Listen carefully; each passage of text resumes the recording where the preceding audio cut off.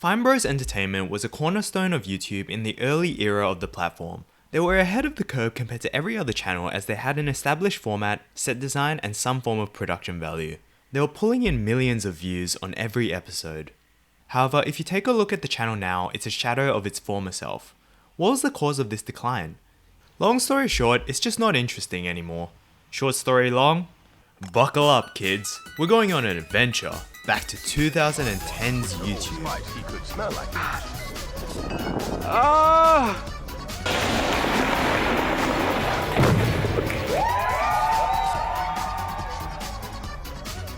The React channel started on October 2010, debuting with a Kids React episode. After they had started to upload consistently, each of their Kids React series were hitting 1 million views at least, which was groundbreaking numbers at the time. I'm not a maths teacher, but I gotta say, that's like at least a classroom full of kids. The Fine Bros were using sets and had some decent production quality and editing, as well as an upload schedule, which was considered insane at the time. All this automatically bumped them up to being seen as high production value given the competition of YouTube at that time. For reference, PewDiePie was just starting out and had yet to consistently hit 100k views on each of his videos. The React channel would continue to grow, extending their format to include more generations. When the React channel was at its biggest, the internet was still a novelty and being explored. The older generation was still learning how to navigate the internet, and the younger generation was just being exposed to it, which led to the React channel being a great place to gather as a local internet waterhole to keep up with what trends were unfolding at the time. The React channel capitalized on the emotion of wanting to share viral content while the internet was still in its early fetus stages. Back when company logos were better, Metaverse was still called Facebook and not trying to create a dystopic future, and billionaires were ruling the world in private instead of making huge world-changing projects out in public. Simpler times. The internet was a wild west where crazy things were being created and people wanted to see the best that it had to offer. People were more interested in the videos that were being reacted to rather than the reacting format itself. Sorry, Grandpa, you're just not funny compared to a Swedish man locked up in his room laughing at memes. Back then there seemed to be a big unifying media that everyone was watching at the same time. Things like Harry Potter, Hunger Games, Game of Thrones, as well as viral videos such as Charlie the Unicorn, Don't Hug Me I'm Scared, and Yan Cat. I think since then there's been a huge cultural shift, especially on the internet that's been an ever-evolving landscape 24/7 for 10 years. There doesn't seem to be as many big things that people talk about together and want to gauge other people's reactions off of. Spider-Man has been the only big thing in recent memory, but there's also recently been Johnny Depp and Amber Heard's court case, and watching that unfold has been a wild ride. The internet landscape has matured a lot since those early days, and therefore has shifted people's social interests, which begs the question, was React ever a sustainable format?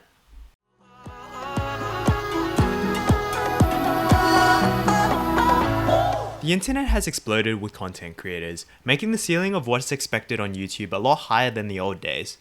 Everyone's got their own niche group of creators that they've settled down on. For example, Simply Nailogical for crazy nail polish, or MRE Steve 1989, whose entire channel revolves around reviewing MRE foods. Or there's also Kiwami Japan that can turn literally anything into a knife. Let me repeat, anything into a freaking knife. That's not a knife. That's a knife. My point is, you can almost find any type of content on YouTube now, no matter how niche the subject matter would have been considered years ago. But now YouTubers have caught up to the React channel in terms of production quality. So a large team of staff plus reactors is competing for viewership against YouTubers with personality. The React formula that they use barely adds any form of value to the content that's being reacted to. Charlie summarized this up quite well. And every single person in these videos have absolutely nothing interesting to say. They just watch the thing that the Fine Bros present to them and they go, ha ha ha ha ha ha, and then one sentence like, well, that was entertaining. That's literally all it is. And I don't blame the people in the videos. I don't think it's their fault. They probably have great personalities. They're probably really fucking flinging zingers out in the real world.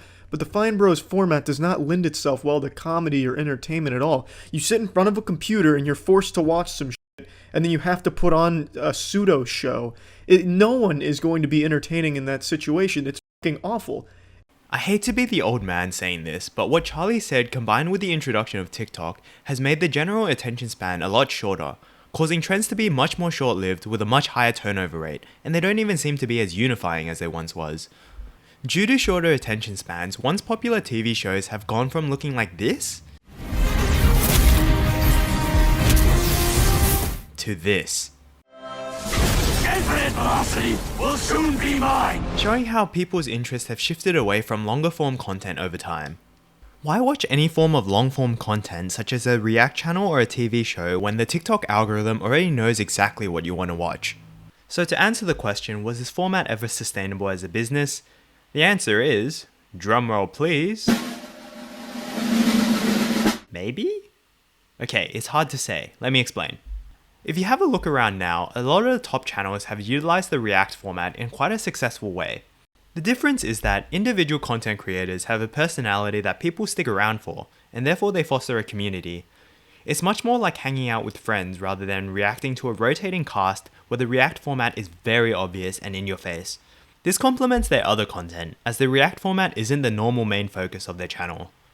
As these disadvantages for the React channel were growing stronger each day, there was definitely a need for a change to be made to ensure the long-term longevity of the React brand.